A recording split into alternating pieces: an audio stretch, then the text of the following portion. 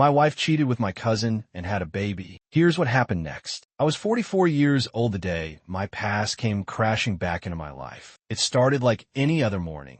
Coffee brewing in my kitchen, sunlight pouring over the polished countertops of the house I'd worked my entire adult life to afford. My wife, Hannah, was upstairs getting our kids ready for school, and I was looking through emails when my phone buzzed. 32 missed calls, all from numbers I hadn't seen in years. I didn't need to check the voicemail to know who it was, but to understand what those calls meant, to understand why I refused to answer them, you'd have to go back 20 years, to the day my life was ripped apart, not just by the woman I loved, but by the people I thought would always stand by me. My name is David, and this is the story of how my wife cheated with my cousin, had a child, and how my entire family helped them keep it secret. For 2 decades, Amy and I were childhood sweethearts. We grew up in the same neighborhood, attended the same schools, and our families were close. Our bond was strong, and by the time we were in our early 20s, marriage felt like the natural next step. The first few years were blissful. We shared dreams, built a home,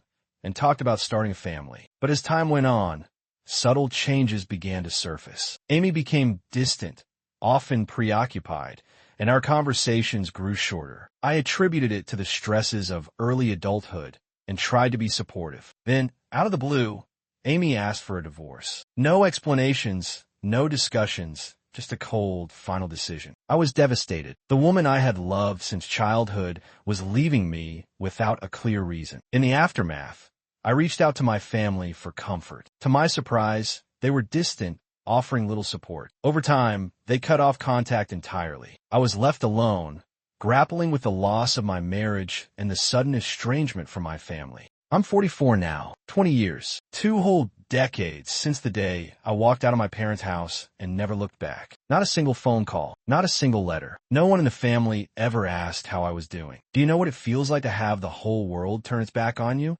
I used to think, maybe they're angry because I got divorced, or because I wasn't successful enough.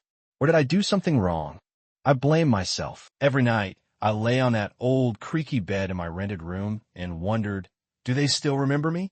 But time passed, and those unanswered questions slowly hardened into numbness. I started over, waited tables in a small diner, worked both night and morning shifts. After a few years, I saved up enough to open a little restaurant of my own. I'm not rich, but I'm free. Every brick, every dish on the menu was built with my sweat and tears. And then I met Rachel. Unlike Amy, Rachel didn't come from the past. She came from the present. A strong, grounded woman.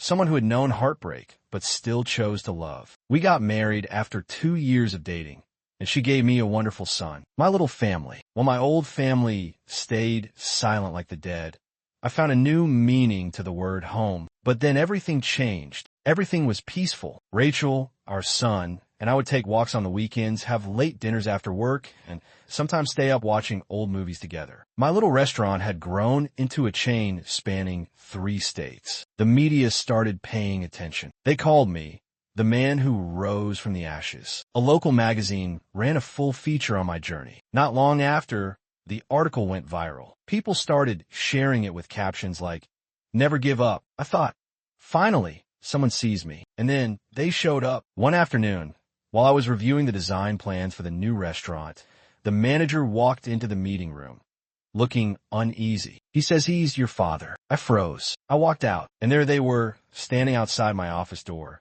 My father, my mother, and my sister. They stood there as if nothing had ever happened. Dad wore the same shirt he used to wear when I was a kid. Mom held a small gift box. My sister gave a faint, awkward smile, like she wanted to say sorry but couldn't find the words. I didn't know whether to laugh or cry. "Son," my father said, "we need to talk." I looked at him, then at my mother. I had imagined this moment 1,000 times, but not a single version of it could have prepared me for the painful truth they were about to reveal. I invited them into a private room in the restaurant, not because I wanted to, but because I needed to hear what kind of performance they were about to put on this time. Arms crossed, I leaned against the wall, trying to stay calm. "Son," my mother began, her voice trembling like she was the one who'd been hurt.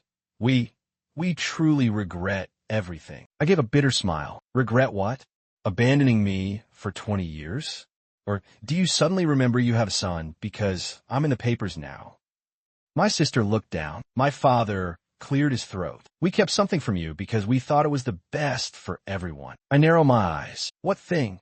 And then they told me. Amy, my ex-wife, had an affair. Yes, with Carl. Carl, the cousin I used to treat like my own brother. They had been sneaking around for almost a year before Amy suddenly demanded a divorce. But here's the worst part. Amy was pregnant, and the baby was Carl's. I sat there in shock. My mother continued. We knew. But when Carl told your father that if we didn't take his side, his father would cut off all funding for our family. You have to understand, they had power or money. I slammed my hand on the table. What about me? I'm your son. No one said a word. No one could even look me in the eye. I looked at each of them in turn. 20 years. Not a single call. Not a single message. I thought I'd done something wrong. I tormented myself. Blamed myself. But in the end, you chose to leave me. For money. My mother cried. My father sat still like a statue. I laughed. But at some point, the tears had started falling. What else? Go on. Tell me everything. I could take it. My sister reached in her bag and pulled out a photo. A young girl. Eyes that looked uncannily like mine. This is your daughter, she whispered. I stood frozen. What? Her name is Emily. She doesn't know the truth. She thinks Carl is her real father. It felt like the ground collapsed beneath me. 20 years. Not only had I lost my family, I had a daughter I never even knew existed. I sat in my office, hands trembling as I held the photo of Emily. She looked about college age, with the same eyes I had when I was young, eyes full of dreams. But now, all that remained in mine were fragments of the past. Emily was my daughter. For 20 years, I had no idea she even existed. Meanwhile, my parents, my sister, even a few old friends, they all knew. They kept it from me. They lived their lives, celebrating Lunar New Year, Christmas, birthdays, taking family photos with my daughter. Not a single word from me. I remembered those nights. I cried myself to sleep in a tiny rented apartment, utterly alone. All the while, just a few streets away, my child was growing up, protected by the very people who had stabbed me in the back. My wife, my partner now, walked in. She saw me and quietly sat down beside me. You know, don't you? I whispered, eyes still fixed on the photo. She nodded. Your sister sent it to me first. I didn't know how to tell you. What do you think? I asked, though 1,000 questions were already spinning in my head. She stayed silent for a moment, then said, if it were me, I want to know the truth, not to destroy the life she has now, but because she deserves the right to choose. She deserves to know who her real father is. I sighed. I don't even know where to begin. She gave a soft smile. Start by being a father. From the heart. I created a fake social media account. Not to hide who I was, but to observe before doing anything rash. I found Emily's profile quickly. She was studying graphic design, loved to draw, had a cat named Loki, and was clearly brilliant. But the thing that hurt the most was seeing her in photos with her dad, Carl. The smiles, the hugs, the look in her eyes. She had no idea. I spent 3 days thinking it over. Then finally, I wrote a short message. Hi, Emily. You may not know who I am, but if you're willing to listen, I'd like to share a very important story with you. About family. I hit send. My hands were still shaking. An hour passed. No reply. Half a day. Still silence. Then the next morning, I woke up and saw a new message on my phone. I know. Mom just told me. I want to meet. I couldn't breathe. I broke down crying, like a fool. I arrived at the cafe 30 minutes early. My hands were shaking, my heart pounding. The last time I felt like this was the day I proposed to Amy, and ironically, that was the day my life began to unravel into darkness. I chose a table tucked away near the window. Seattle sky was as gray as ever.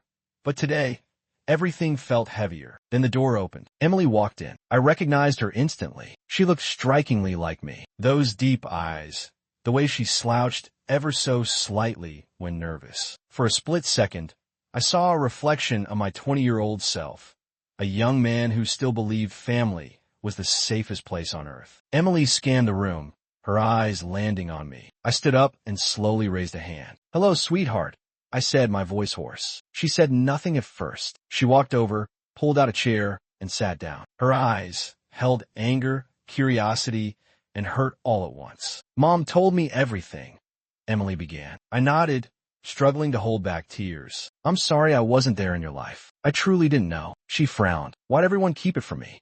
Grandma, Aunt Lucy, even Mom. Why did they all lie?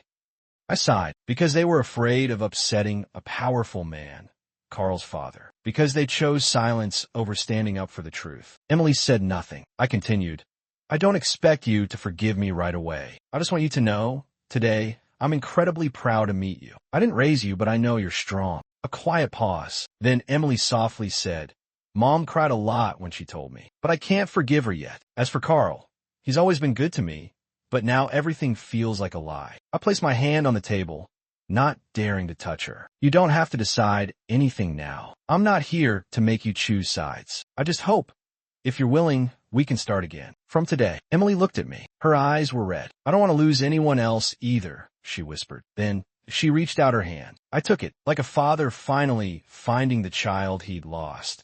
After 20 years wandering through the dark, the meeting ended in tears, but not the kind of hopeless tears I had shed for so many years. These were tears of hope, of a new beginning. That night, my wife held me close. I told her everything, every glance, every word, every moment of Emily's hand in mine. And as I stared up at the ceiling for the first time in years, I felt peace. 3 days after my meeting with Emily, I received a message from an unknown number. We need to talk. Your parents miss you deeply. Please give the family a chance. I didn't reply. An hour later, an email from my sister appeared. You have every right to be angry. You have every right not to forgive. But family is still family. We were wrong. Please, let me see you just once. That last sentence made me scoff. Family is still family. They used that exact line 20 years ago to push me out of their lives. When I begged for answers, they stayed silent. When I was shattered by a broken marriage, they stood with the one who betrayed me. They chose Carl. They chose power. They chose silence. 2 days later, I walked into my restaurant office and saw them sitting there. My father, my mother, my sister. I froze in the doorway. They didn't move either. The air was tight, like a stretched wire ready to snap. You're here, my mother said, rising as if to come closer. I raised a hand. Don't. My father bowed his head, looking older than I remembered. We were wrong. We were cowards. I crossed my arms. And now you realize that? My mother's voice trembled. Carl's father, Mr. Mason, he threatened to ruin all of us if we stood against him. We were just trying to protect the family. I looked at her, bitter. And who protected me? Who stood up for your son? What did I ever do to deserve that kind of betrayal? My sister broke into tears. I missed you when you disappeared. It hurt so much, but I didn't have the courage to defy Mom and Dad. I let out a dry laugh. You hurt? What about me? I was exiled from my own life. No calls, no messages. I thought I was losing my mind, wondering why everyone had turned their backs on me. My mother stepped closer, eyes full of tears. We're not asking for instant forgiveness, but please let us see Emily. She's our granddaughter. I froze. They had known Emily all these years. They built a relationship with her. They hid it from me, while letting me believe everything had ended. That's not just betrayal. That's cruelty. I clenched my jaw. You just called Emily your granddaughter? For 19 years. Did you ever tell her I was her real father? My mother lowered her head, said nothing. I looked at each of them. You didn't lose me during those 3 years I was married to Amy. You didn't lose me when I left the city. You lost me in every single day, every single year, with every single lie you chose to protect. I turned away. I no longer have a family. I have one person who needs me now, my daughter. My father called out quietly behind me. Please think about it. The door is always open. I paused, but didn't turn back. Thanks, but I'm not walking through the same door that once threw me out. I froze. They had known Emily all these years. They built a relationship with her. They hid it from me, while letting me believe everything had ended. That's not just betrayal. That's cruelty. I clenched my jaw. You just called Emily your granddaughter? For 19 years. Did you ever tell her I was her real father? My mother lowered her head, said nothing. I looked at each of them. You didn't lose me during those 3 years I was married to Amy. You didn't lose me when I left the city. You lost me in every single day, every single year, with every single lie you chose to protect. I turned away. I no longer have a family. I have one person who needs me now, my daughter. My father called out quietly behind me. Please think about it. The door is always open. I paused, but didn't turn back. Thanks, but I'm not walking through the same door that once threw me out. We arrived at the old house, the one I used to call home. My mother opened the door. When she saw Emily standing beside me, she nearly collapsed with emotion. Sweetheart. Emily didn't hug her, didn't shout. She simply looked her in the eye and asked, Why? Why didn't you tell me the truth? My mother cried because we were scared, scared of losing everything, scared of Carl. But we were wrong. We were so wrong. My father came out, gently placing a hand on my shoulder. I don't expect your forgiveness, but I want you to know I've never stopped blaming myself. I looked at him. I don't need apologies. I just need you all to stop doing more damage. As we walked away from the house, Emily held my hand tightly. Dad, if I want to get to know you more, can we start over? I choked up, tears rolling down my face. We're not starting over, sweetheart. We're writing a brand new chapter from the beginning. Since the day Emily learned the truth, I've felt a little lighter inside. Not because I've forgotten the pain, but because this girl, the daughter I never even knew existed, chose to stay and gave me a chance to be her father. We started spending time together. Dinners with my current family, walks in the park, conversations about music, movies, and all the little things I'd missed over the past 20 years. One time, as we were sitting in the first cafe I ever opened, Emily asked, "Do you ever regret it, Dad? Cutting ties with a family with Mom?" I looked at her and fell silent for a moment. Then I answered, "I don't regret protecting myself, but I regret not watching you grow up, not being there when you took your first steps, said your first words. I regret missing you." Emily smiled. "Then from now on, don't miss a single moment more." Even though the truth had finally come to light, the echoes of the wounds still remained. My parents kept trying to make amends. They sent letters, gifts, even showed up at my restaurant a few times. I no longer hated them, but I couldn't let them walk back into my life as if nothing had happened. So I wrote them a letter, just a few lines. "Thank you for apologizing, but I need time, not for you, for myself, to heal." Amy also sent a few more emails, saying she told Emily everything, and that she wouldn't interfere if I didn't want her to. I didn't reply, not out of hatred, but because I didn't need closure from Amy. That chapter ended 20 years ago when she chose to lie and let me walk out of her life without a word. And Carl? He's remained completely silent. Maybe his family found out. Maybe he's hiding. But I don't need answers from him anymore. What I need is to move forward. On Emily's 21st birthday, she invited me to a small party with her friends and my current family. I walked in and saw her glowing in a white dress, and my heart clenched. When she raised her glass, she said, "Today, I want to thank the father I've only known for a year, but who's made me feel safer, more loved, and more understood than anyone has in my entire life. Dad, I love you." I broke down in tears. I couldn't hold it in. After all those years of living with pain, just that one sentence, "I love you, Dad," was the greatest redemption I had ever received. Direct hit, the final lesson. Sometimes the people we trust the most are the ones who hurt us the deepest, and nothing cuts deeper than betrayal from family, the very ones who were supposed to stand by us. But you know what? I didn't break. I didn't let the pain turn into hate. I used it to build a new life, a new family, a new love, a real one. Broken heart, I lost a wife, a family, a past, seedling, but I found myself, peace, and a daughter who is nothing short of incredible. And in the end, it wasn't success or money that healed me.